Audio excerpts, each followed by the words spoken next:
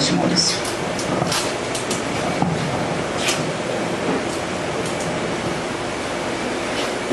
Muito boa noite a todos e a todas. É um prazer estar aqui nesse nosso curso intensivo de Jesus Cristo. Não há assunto mais importante. Nós só estamos aqui na Terra, 7 bilhões de pessoas, só estamos aqui porque não aprendemos Jesus Cristo. Então, para passar de ano, nada mais importante que isso. Alguém pode falar: ah, Maurício, mas e os budistas? E os muçulmanos? Quando você fala em Jesus Cristo, você está desconsiderando as pessoas de outras religiões não cristãs? Absolutamente. Mesmo Jesus, quando disse: eu sou o caminho, a verdade e a vida, ninguém vai ao Pai senão por mim, ele não estava falando nele pessoa, ele não estava falando nele instituições que seriam criadas em nome dele. Durante todo o Evangelho, Jesus sempre nos ensinou a buscar o espírito das suas lições, e não a letra que mata, mas o espírito que vivifica. Ou seja, o caminho, a verdade e a vida é Jesus Cristo no que ele simboliza.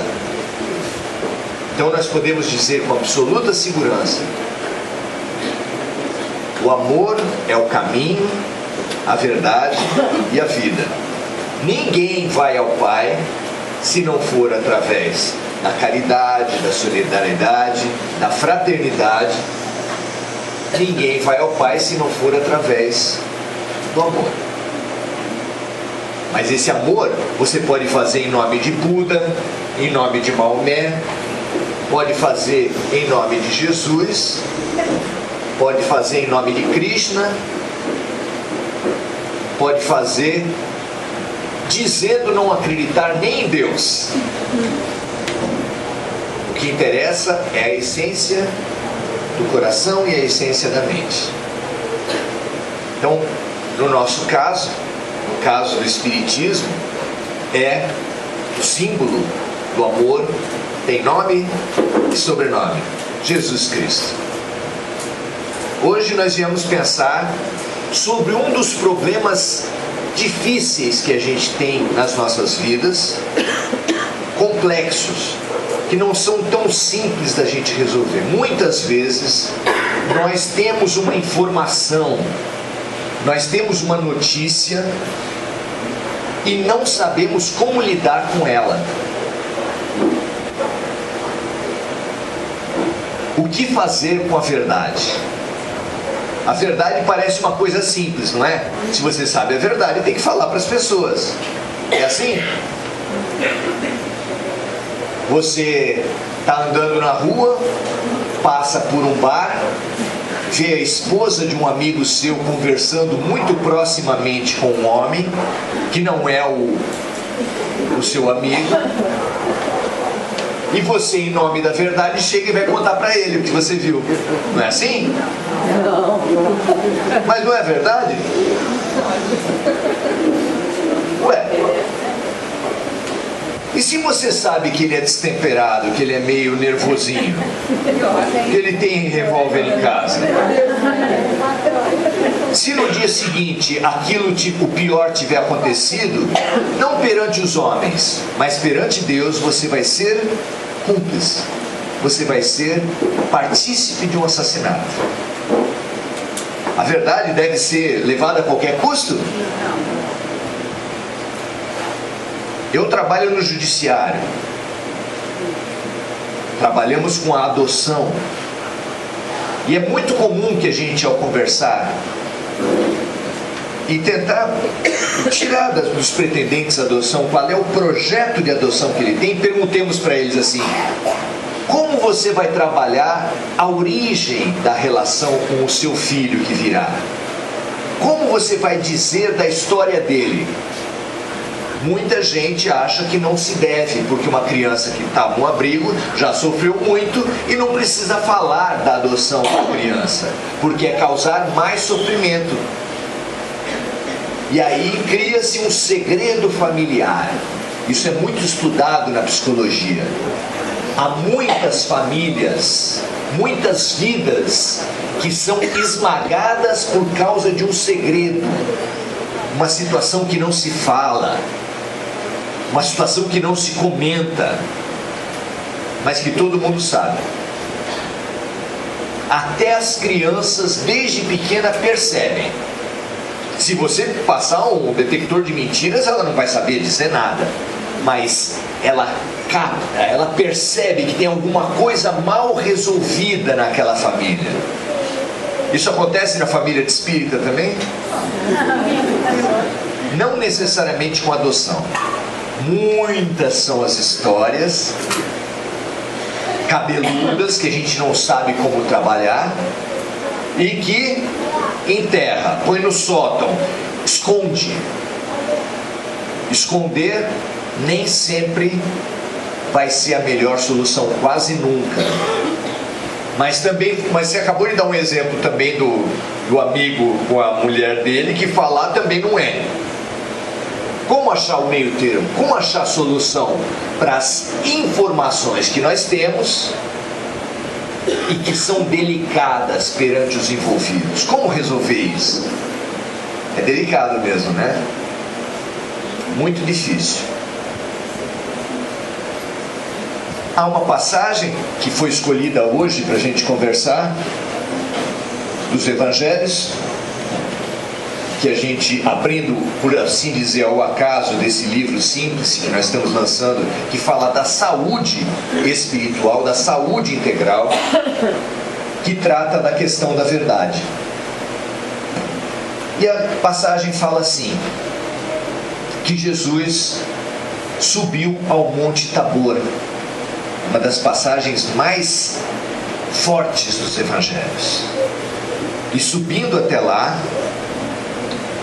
ele ficou sozinho e os discípulos, os poucos que ele chamou para ir até ali, ficaram a uma certa distância e viram Jesus se transfigurar em luz.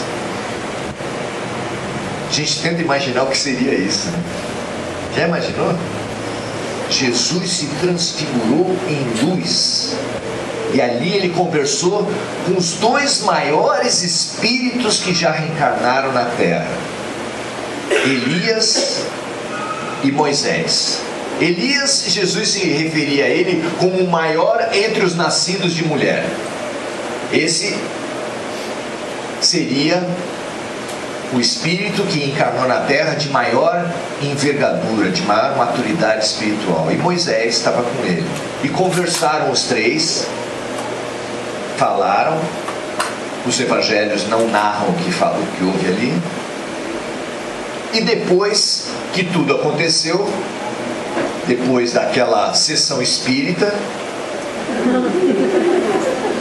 para quem não entendeu, Moisés estava morto há mais de 2 milênios e Elias estava morto há mais de 400 anos. Então essa conversa dos três foi como? Mediunicamente. Ah, mas eles estavam incorporados? Se você não entende os mecanismos, a manifestação mediúnica através da materialização, cabe você estudar, cabe você entender. Aparições e materializações, elas acontecem há muito tempo, em diversas culturas, em todas as situações. Maria aparecendo em Fátima para as 3 crianças, o que seria? Ela estava viva? Claro que não, Maurício. Foi a coisa de alguns séculos atrás. Como assim poderia estar viva? É claro que não. Os fenômenos de aparição acontecem muito mais comuns que você pensa. Se a gente fosse levantar aqui nessa sala, você ia ficar besta, porque a gente não fala com medo, né? Se chegar pro teu chefe e falar: chefe, eu estou ouvindo vozes, eu estou vendo coisas, não vai dar bom. Então a gente não fala. Às vezes nem marido acredita, né? Deixa quieto. Mas muito, muito, muito comum que a gente em alguns momentos, mesmo que pontuais, apresente dons mediúnicos, ouça, veja coisas que a gente mesmo não consegue lidar, não é nem marido nem chefe, a gente mesmo não consegue lidar e nega. Não, isso aí não foi nada. Como não foi nada? Se eu vi um vulto, se eu ouvi uma voz na minha cabeça que eu sei que não é minha, geralmente a gente fala, eu acho que estou ficando louco, e passa adiante. É muito pior ser louco do que ter um dom espiritual e aprender a lidar com ele. É isso que o Espiritismo, mas não só o Espiritismo, várias outras doutrinas, mesmo no Ocidente, trabalham com a via mediúnica, com meios de aperfeiçoamento, algumas escolas da maçonaria, Ordem Rosa Cruz, a Umbanda, tem mais. Eu me lembro desses, mas é muito comum. Há padres, há sacerdotes de diversas linhas.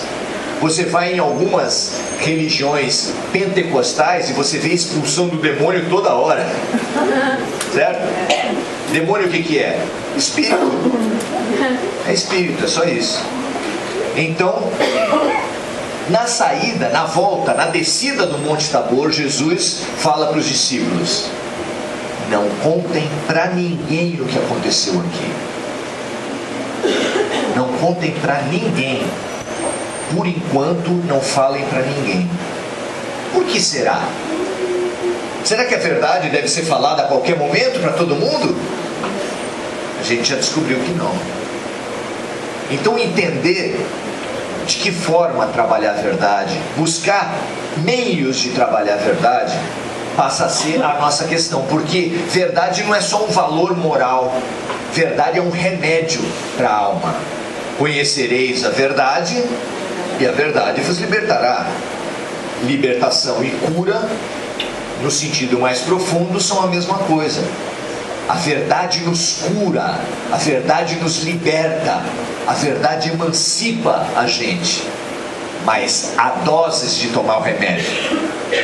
Qual é a diferença de remédio e veneno? Não é? Quem começa na homeopatia, de vez em quando recebe doses de veneno. Você olha para o médico e fala assim: como assim? Cicuta? O senhor está me dando cicuta? Cicuta é o famoso remédio que matou Sócrates. Remédio não, veneno. E qual é a diferença? Se você tomar aquele remédio homeopático que está escrito cicuta, você morre como Sócrates? Mas se é a mesma substância, por que não morre? É a mesma substância, é a mesma cicuta. Por que não mata? Porque está diluído.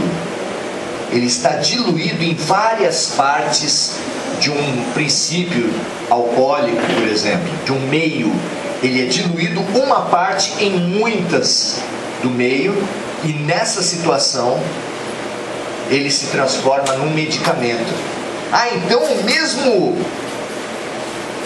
a mesma substância, de acordo com a dose, ela pode ser remédio ou pode ser veneno. Nós sabemos disso há muito tempo, todos nós sabemos. Aqui a gente pode não ter se dado conta. O que é a vacina? Vacina é doença. A maioria das vacinas são elaboradas a partir do princípio da doença. O soro antiofídico é feito a partir do veneno da cobra. Então, a medicina já sabe há muito tempo, a química já sabe há muito tempo, que você, diluindo um certo princípio, no caso da vacina, coloca-se um pouco de vírus num corpo sadio, os anticorpos, os glóbulos brancos, são multiplicados em defesa daquele agente invasor, e o seu sangue, o seu corpo fica bem abastecido de glóbulos brancos para aquele tipo de doença. De forma que quando, numa eventualidade da doença vir de verdade, já tem um exército formado. Se a doença aparecer com algum sintoma, já vem atenuado, amenizado, porque os glóbulos brancos já conseguiram dar conta de uma boa parte. É assim. Isso quer dizer o que pra gente?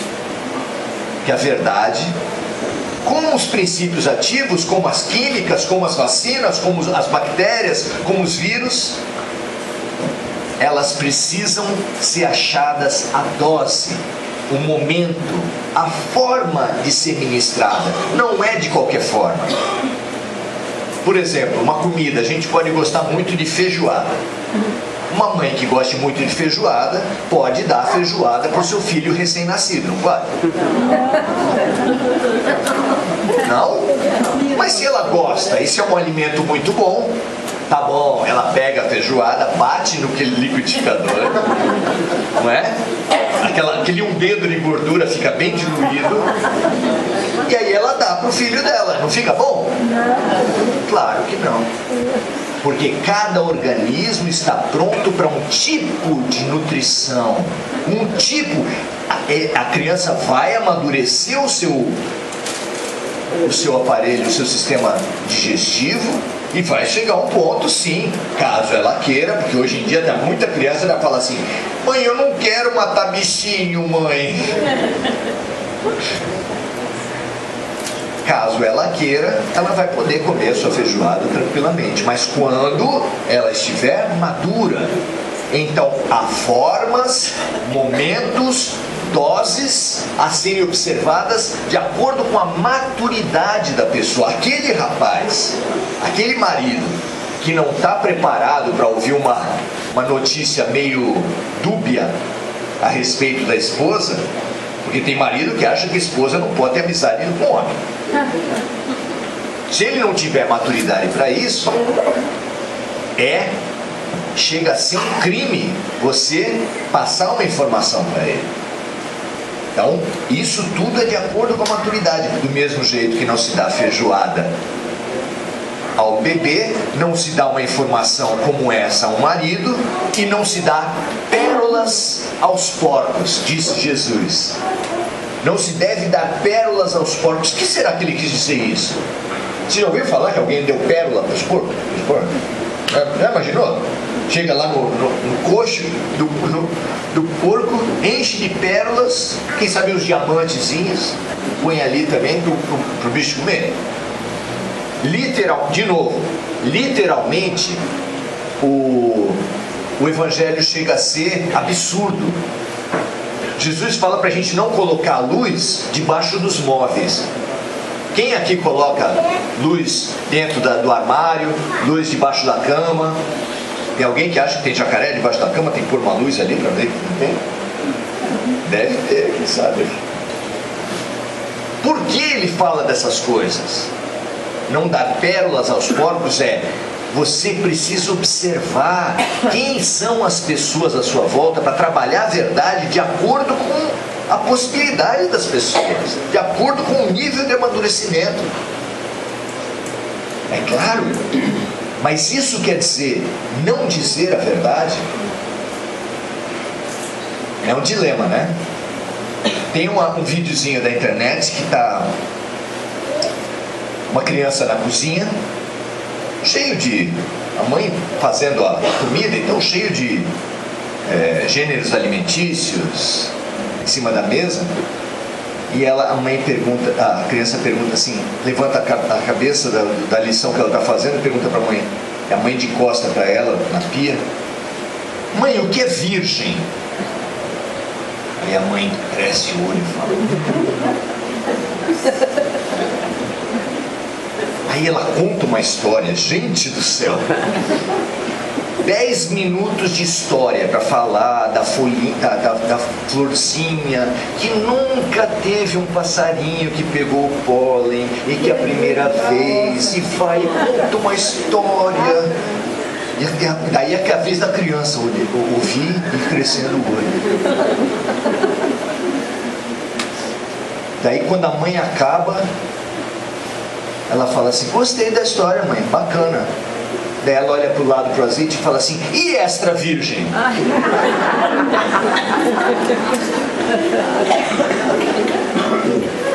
Ela estava querendo saber o que era virgem do azeite. Nem sempre nós conseguimos saber com quem a gente está lidando, saber que dúvida é essa. saber o que a pessoa está realmente querendo saber. Antiga aquela piada, pai, o que é sexo, que é bem parecida com essa, e o pai também conta uma grande história, depois ele fala, gostei da história, pai, mas aqui no formulário da escola está escrito sexo, M ou F. O que eu ponho? A gente não consegue situar e perceber a maturidade de quem a gente está, sem conseguir se colocar no lugar do outro, que é a regra de ouro de Jesus, faça ao outro o que você gostaria que o outro lhe fizesse. A gente não consegue trabalhar, ministrar a verdade. Assim como um médico não consegue ministrar um medicamento se ele não fizer um diagnóstico. Nós conseguimos, né? A gente recebe o medicamento e deu certo, você sai receitando para todo mundo. É uma beleza isso. Já percebeu isso? É impressionante. Todo mundo vira médico, todo mundo receita para todo mundo, correndo o risco de propagar veneno, né? Porque a dose, o momento, o quadro da pessoa pode ser uma tragédia para ela. Então, como trabalhar a questão da verdade? No caso que a gente está estudando hoje, é muito comum que pessoas de outras religiões ataquem o espiritismo e a sua doutrina reencarnacionista, falando assim, Jesus nunca falou de reencarnação. É uma verdade, verdade mesmo. Ele nunca falou de mediunidade, de reencarnação, até porque as palavras não existiam naquele tempo. E quando uma coisa não existe, quando uma palavra não existe, não pode ser falada. Não é lógico? Não existia a palavra reencarnação. Então ele não podia falar de reencarnação. Tinha ressurreição. Mas quando você tem um entendimento complicado, as palavras acabam tendo um conceito complicado também. Se você perguntar para um médico hoje o que é ressurreição, procedimentos de ressurreição, ele vai falar que quando há uma parada cardíaca, não é? Tem diversos métodos de ressurreição, de trazer de novo uma pessoa à vida. Choque, respiração, eu nem sei falar. Massagem cardíaca, eu conheço esses três. De ouvir falar, porque também não sei aplicar. Mas hoje os conceitos estão mais claros. E justamente pela confusão de palavras é que Kardec, quando recebeu a codificação, as informações dos espíritos, criou as duas palavras, mediunidade e reencarnação. Porque a gente encarna uma vez e reencarna tantas vezes quanto seja necessárias para a gente aprender, para a gente diluir os nossos problemas, para a gente nos libertar, para a gente se libertar dos problemas que a gente vem carregando há muito tempo. Porque assim, a gente não se limpa com uma experiência só. Você perdoa 100%? Você conhece gente que perdoa 100%?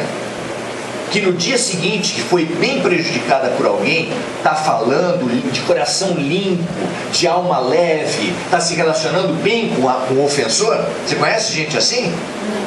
Se conhecer, meu amigo, gruda e aprende, porque é um ser de luz. Porque o resto de nós, perdoei, mas não quero mais ver pela frente, perdoei, mas não me apareça, perdoei, mas não me convida para a minha festa, perdoei, mas não quero saber. Perdoou? Não perdoou. Dá o nome de perdoar para ficar bonitinho. Para ficar bonitinho. Jesus mandou perdoar, então eu vou falar que perdoou, mas de verdade não perdoa. Então nós precisamos entender o que vem a ser essa situação. Como dosar a verdade? Porque a verdade vem para nós gradativamente. E como Jesus trabalhou a verdade da reencarnação nos evangelhos? Num certo momento, Jesus tinha mandado os discípulos para andar pelo mundo, para curar, para espalhar boa nova, para representá-lo em diversos momentos. Era uma espécie de estágio. Como as nossas faculdades, nossos cursos, depois de um certo tempo de treinamento, mandam os jovens para fazer estágio, que é para praticar um pouco do ensinamento dado. Jesus não foi diferente. Ele mandou os discípulos de 2 em 2 para a estágio. Quando eles voltaram, perguntou assim: o que o povo está dizendo que eu sou? Aí eles falaram assim: olha, estão dizendo que você é Jeremias, que você é esse, aquele dos profetas mortos. Como é que o povo de Israel podia falar que ele era um profeta morto? Como é que eu posso chegar para você e falar assim: você é uma pessoa morta?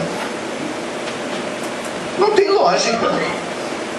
Só tem lógica se na cultura daquele tempo eles já acreditassem em reencarnação. Mas e Jesus, no que acreditava?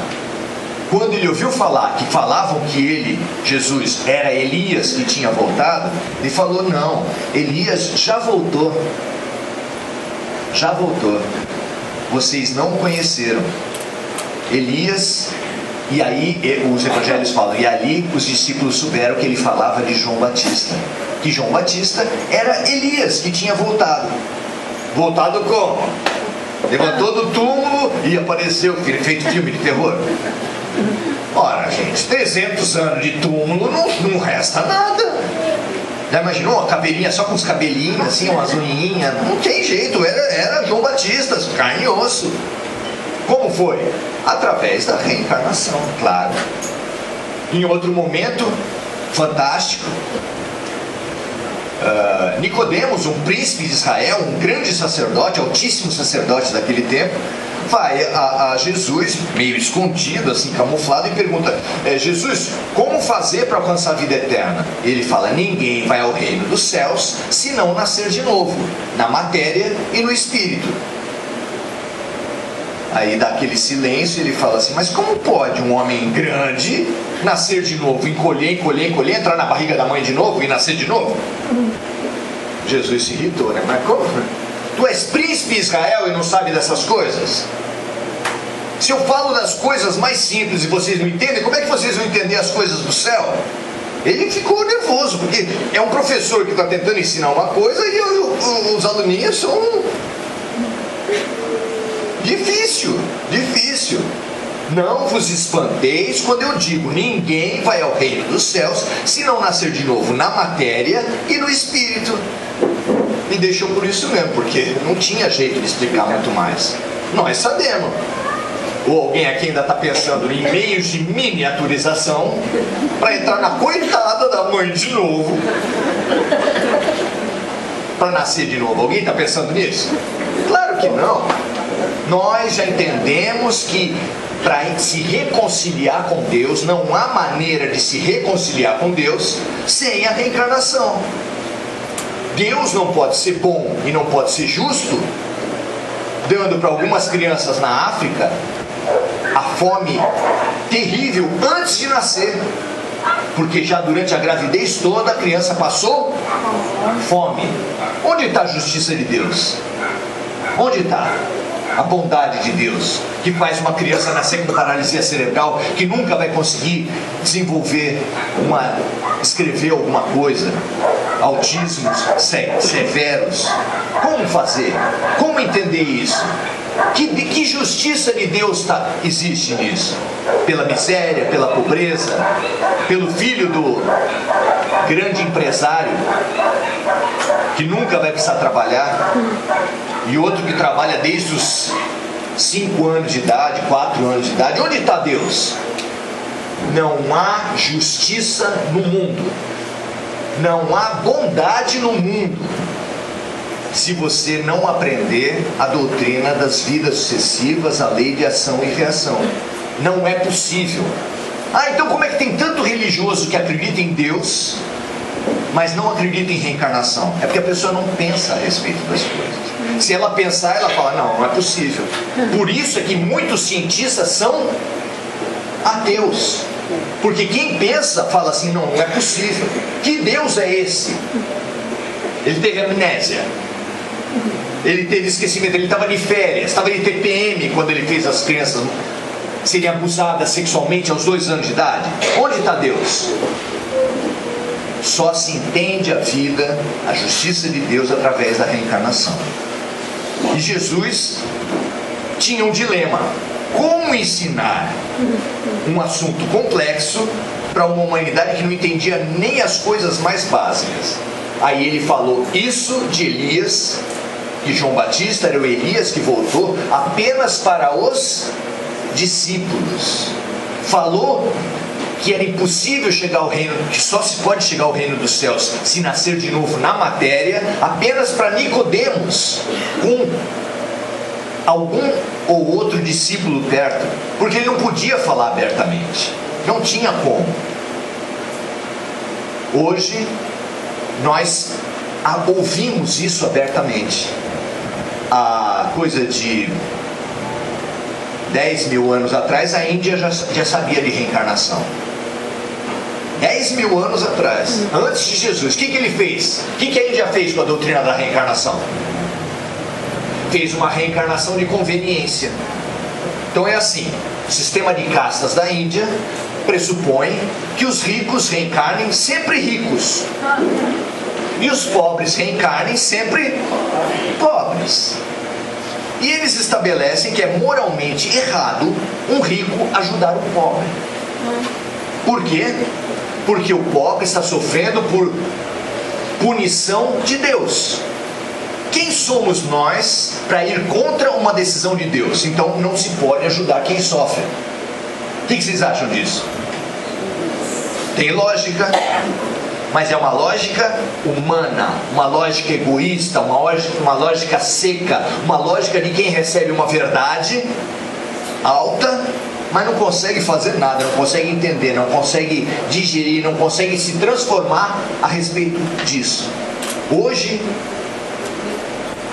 milênios depois, 2000 anos depois de Jesus Cristo, no caso do Espiritismo, 1800 anos depois do Espiritismo, os Espíritos vieram revelar, vieram falar da reencarnação. Ao tempo de Jesus, há uma terceira passagem muito interessante do rico e do Lázaro. Conta que havia um rico, um homem muito rico que morava no palacete, que se caracterizava por grandes banquetes, e na frente da casa dele, na calçada da casa dele, tinha um mendigo cheio de chagas. Só os cachorros lambiam as chagas dele. E esse mendigo pedia para o rico: me dá as migalhas do que vocês comem. E ele falou: não, e passou batido. Só que Jesus conta que os dois morreram. E quando o rico morreu, ele estava numa condição muito ruim, ele estava sofrendo muito no mundo espiritual.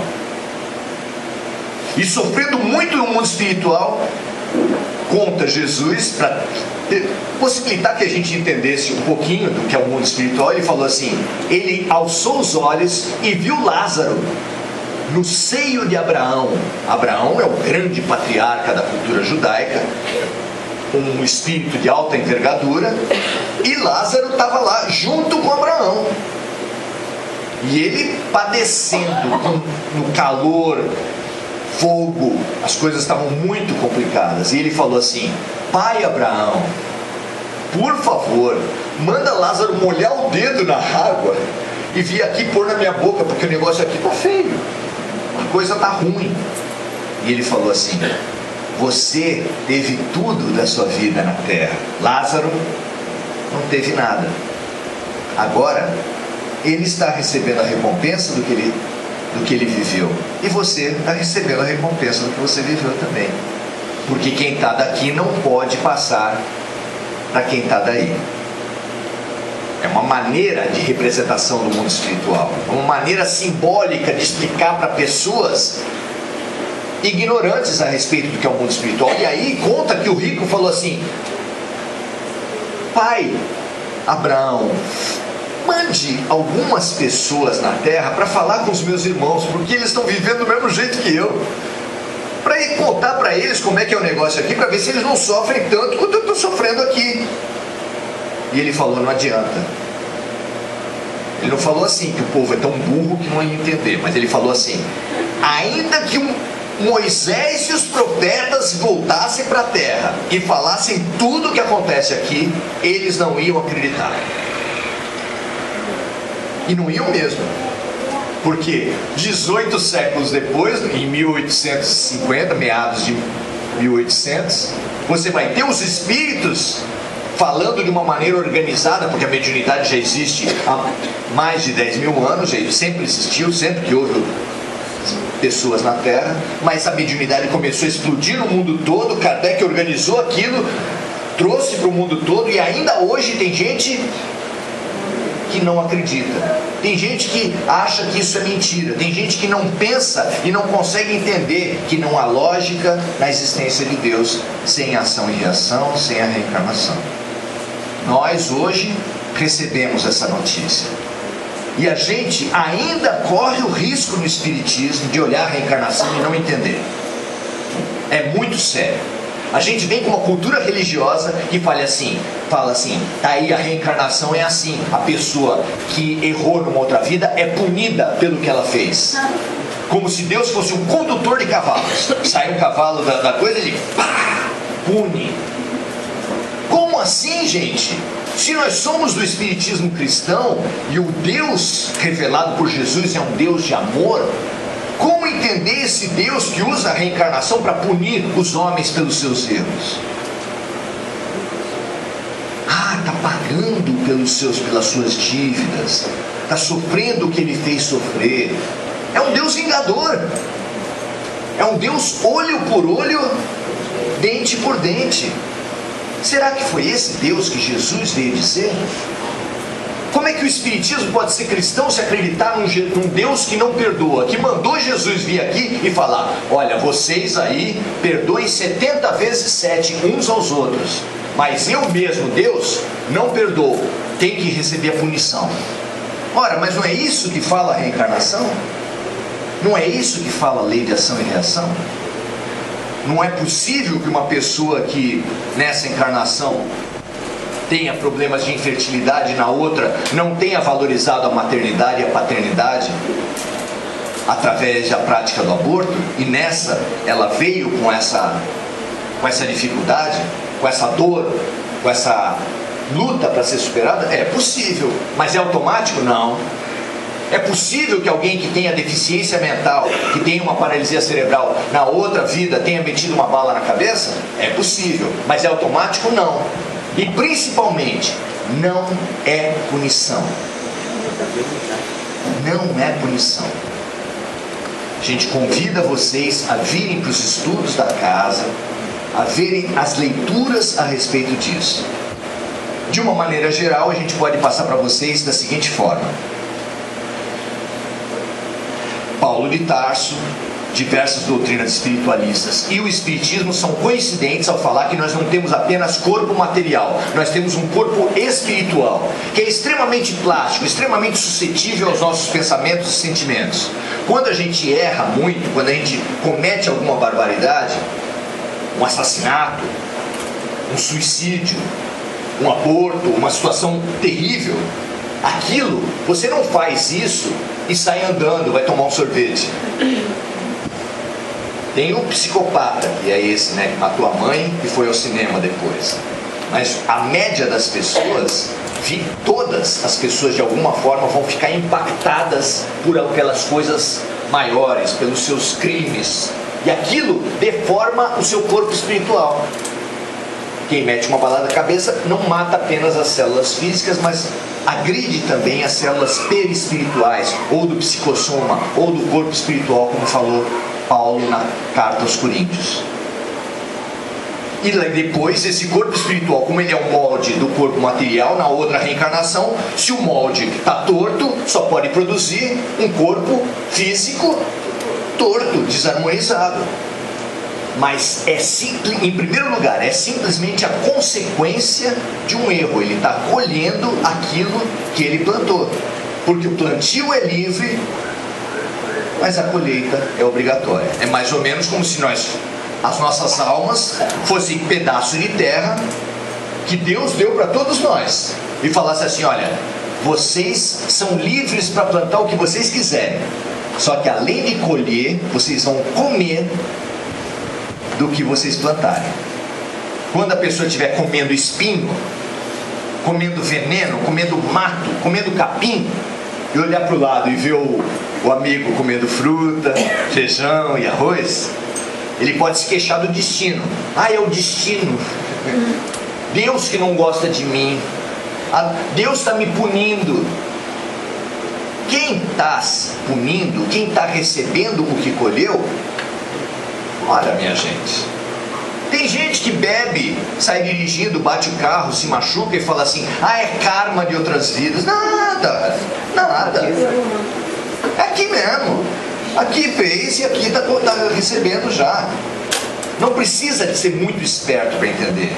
A gente precisa perceber que há uma relação de causa e efeito, ação e reação. A física fala que a cada ação corresponde uma reação de igual intensidade e sentido contrário. E nós todos estamos colhendo em primeiro lugar. Em segundo lugar, isso é da máxima importância filosófica e prática, nós precisamos entender o que a reencarnação faz conosco.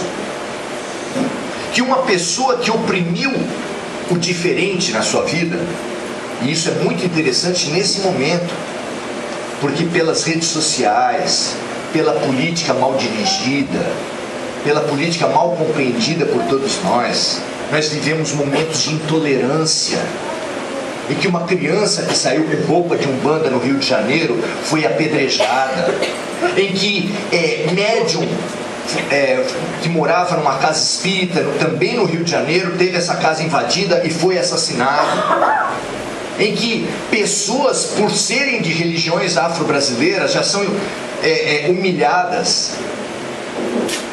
Eu me lembro a primeira vez que foi um testemunho de Jeová na porta da minha casa vendendo aquele jornalzinho deles, como é que é E ele perguntou se eu tinha religião, eu falei que era espírita, mas a cara do menino era o demônio que estava na frente dele. Ele saiu correndo, ele não tinha mais argumento nenhum, nem queria pensar em argumento, ele saiu correndo. Mudou alguma coisa? Mudou. Hoje tem novelinha da Globo falando em reencarnação? Tem. Isso ajuda muita gente. A maioria da população brasileira entende o lógico que é a reencarnação. E não precisa se converter ao espiritismo. Aqui mesmo, nessa sala, certamente tem um monte de gente que frequenta outras doutrinas. E não tem problema nenhum. Se você for pego saindo de uma outra religião por alguém aqui da casa, não precisa esconder, não precisa... Não! O que importa é a transformação interior, e para a nossa transformação interior é absolutamente fundamental você entender o que Deus queria quando trouxe a reencarnação. E Ele queria o objetivo máximo da vida. Jesus quer, Deus quer nos ensinar o objetivo máximo da vida, que é...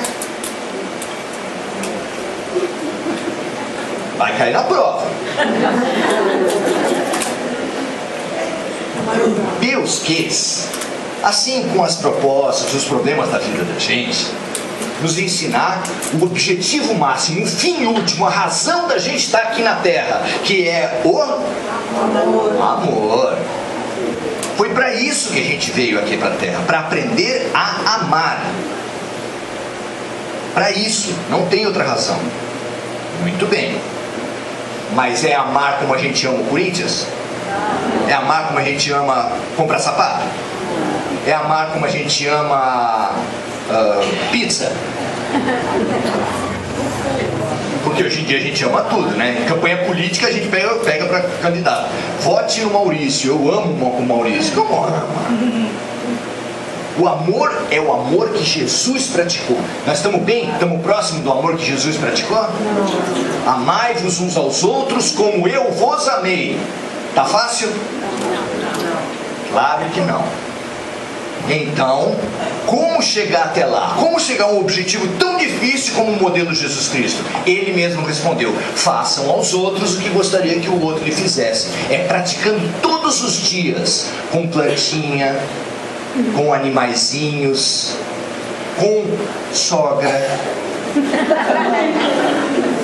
com Temer, com Lula.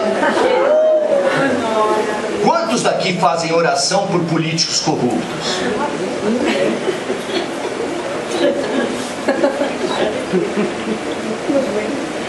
Ao contrário, né? Se a gente tivesse um bonequinho para fazer espetar, a gente espeta. É mais ou menos assim: tá no teu carro, tem um cara dirigindo o teu carro, ele não sabe dirigir, e você ainda fica enchendo a paciência dele. Não, o senhor não sabe dirigir, faz isso, tá errado, para aí, e criticando a vida dele. Vai melhorar? É o teu carro, é o teu patrimônio, a tua família está dentro do carro, e você apurrinhando e prejudicando, envenenando mentalmente a cabeça dele. Vai melhorar o quê? O pai da Isabela Nardoni faz a infelicidade que ele fez. Você deseja? Que tipo de pensamento você emite? E principalmente, você envenena ele. Mas antes de envenenar ele, você envenena quem? O pincel para pintar a parede precisa, antes de tudo, pintar a si mesmo. E é assim que a tua família. Pensa isso. Se ficar 10% de todo o sentimento que você tem sobre os criminosos, os políticos, os terroristas e toda a gama de pessoas equivocadas no mundo, se ficar 10% na tua casa, como está a tua casa hoje? Hein? E está assim. Não é simbólico isso. A sua casa tem a cor dos seus pensamentos. O seu corpo espiritual tem a deformação das suas vibrações. Está com medo? Fique. Fique. Porque você vem para uma casa espírita e você vai ser reharmonizado. Venha quantas vezes for necessário. Vá também para qualquer centro religioso sério e você vai ser reharmonizado. Mas, meu amigo, se você quiser limpar o teu quintal com 3 mangueiras bem abertas, você vai secar o chão quando? Não seca. Se eu chego na tua casa e você está lá, pano e balde, e tira pano, e tira balde, e vai, e não consegue secar o chão de jeito nenhum, o que eu vou falar para você? Meu amigo, fecha a torneira e depois seca, não é isso? Não adianta você vir aqui e tirar apenas o efeito das desarmonias que o seu padrão mental tem produzido. Você precisa questionar, entender esse padrão mental, entender como transformar o seu padrão mental, porque senão você já sai aqui se envenenando de novo. E se você quiser se envenenar, quem são os espíritos para te limpar? Quando eles vão conseguir te limpar? Nem Jesus, já que ele curava as pessoas, ele falava: a tua fé te salvou. Então, nós somos exercitados, nós somos chamados, nós somos convocados nas nossas relações a nos colocar no lugar do outro, a fazer o exercício da empatia, da alteridade que a filosofia, que a psicologia já chama há tanto tempo e que Jesus nos chama também. Se você não fizer isso na sua vida diária, você vai estar deixando de se curar, você vai estar deixando de caminhar, deixando de amadurecer. Quem vive uma relação conjugal, mas não se coloca no lugar do outro, quem tem um filho, mas não se coloca no lugar do outro, quem tem um vizinho de prédio, a gente chega a achar que vizinho ruim é só o de cima. Só que a gente esquece que nós somos vizinho de cima de alguém.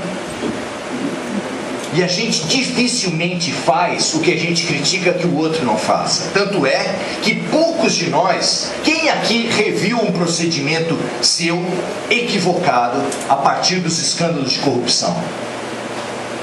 Alguém levanta a mão para falar que modificou algum procedimento? Por que não modificou? Porque você é uma pessoa pura, de moral ilibada, que nunca cometeu um ato de corrupção, não é assim? É? Vocês nunca colaram em prova. Vocês nunca mapearam a classe para ver quem era o melhor numa certa matéria para entrar no grupo daquela pessoa? Nunca. Sei. Nós somos corruptos. Nós somos o país do jeitinho. Se você não aproveitar a chance e o remédio que a vida está te dando para falar, isso é comigo, isso é para eu me transformar, foi por isso que Deus nos trouxe os corruptos, foi por isso que Deus nos traz as violências do mundo todo, é por isso que a dor aparece nas nossas vidas. É espelho, gente. Você não está gostando? Vocês não gostam do que vê na televisão? Não? É espelho. É espelho. E só para ser muito imaturo, só quem é muito irresponsável, que vai tomar como decisão quebrar a televisão. Também porque custa caro. Quebrar o espelho. Quebrar a cara do marido. E isso acontece mais. Minha mãe tinha uma empregada que ela tinha umas brigas com o marido dela, né? Eles tinham o hábito de atirar coisas um no outro, o que tivesse pela frente. Mas tinha algumas coisas que quando ele pegava para tirar nela, ele falava: não, esse vaso não, foi minha mãe que deu. Aí ele punha lá e pegava outra coisa e tirava. É impressionante. Nós somos chamados pela dor a olhar para nós. A cada coisa, olhar para o seu pai, para o seu filho, para a pessoa que mais incomoda, pelos escândalos de pedofilia, pelos escândalos do terrorismo e da corrupção, a olhar para quem? Duas chances. Quebrou o computador de Deus e você caiu no país errado, no mundo errado. Você é uma alma pura cercada de maus por todos os lados. Ou então, não é verdade. Deus está te dando remédios e você não está sendo uma pessoa que coopera. Você já tratou de doente na sua vida? Já tratou de doente? Os doentes sempre cooperam no seu tratamento? Tem uma situação que eu acho muito interessante. Às vezes a gente está no hospital e vem a enfermeira e dá medicamento para a pessoa, dá aquele copinho, né? Um copinho desse de água que a gente tem aqui, com medicamento. Mas para algumas pessoas a enfermeira tomou? Ela põe a água, toma. Tomou? Tomei. Abre a boca. Aí a pessoa começa a fazer careta, mas não basta abrir a boca e põe a língua para fora. Ela levanta a língua. Olha que constrangedor. Para vocês verem o grau do constrangimento, é isso aqui, ó. Por que tem esse constrangimento? Vai.